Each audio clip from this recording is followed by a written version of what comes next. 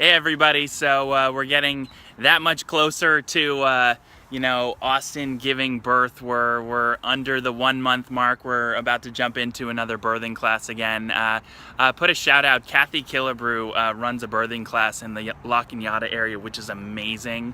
I don't know how we would go through the birth process not knowing some of the things that we know about now. So definitely check that out if you're expecting or you're planning on expecting.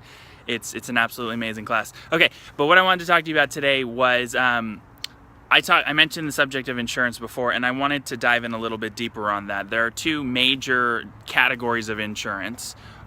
One is term insurance, and then the other is permanent insurance, okay? So there's two, okay? So term insurance is term meaning a period of time start to finish, right? Meaning that term insurance does not last until necessarily the day you die. It could be something that lasts for 10 years, 15 years, 20 years, 25, 30, that kind of thing. And the second, let's say you have a 10-year policy, that means that in 10 years from now, if you don't die, you get nothing. Kind of sucks, doesn't it? So it has its place, but alone it's not necessarily something that is a smart decision for everybody.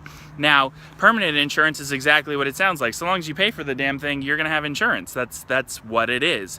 Until the day you eventually pass away, you're going to have that insurance. So look at it this way: if you want to have a comparison, it would be like the difference between renting your house and owning your house, okay? So you rent your house. Here's the cool thing about real estate. Obviously, the value of properties over time seem to keep up with the value of money, meaning when money loses its value due to inflation, the value of a house increases, which keeps it up with that money. Here's the problem. When you rent, guess what? You don't get any of that increased value, right?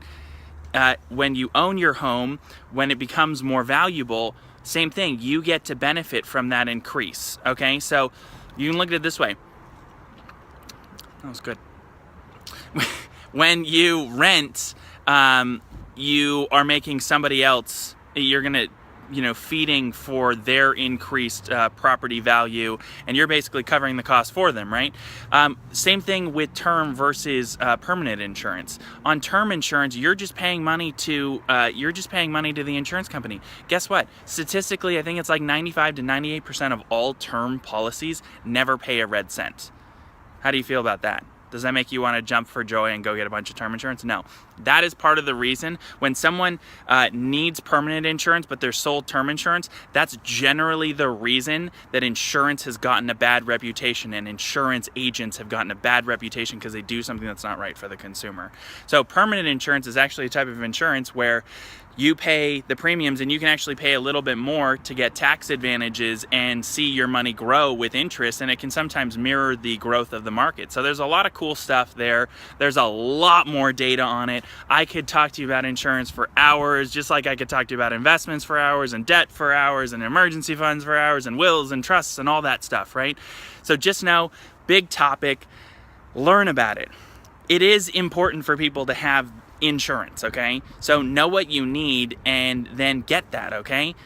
If you have any questions, reach out to me, private message, like it, repost it, do this whole thing. Thank you so much, and I'll see you guys tomorrow.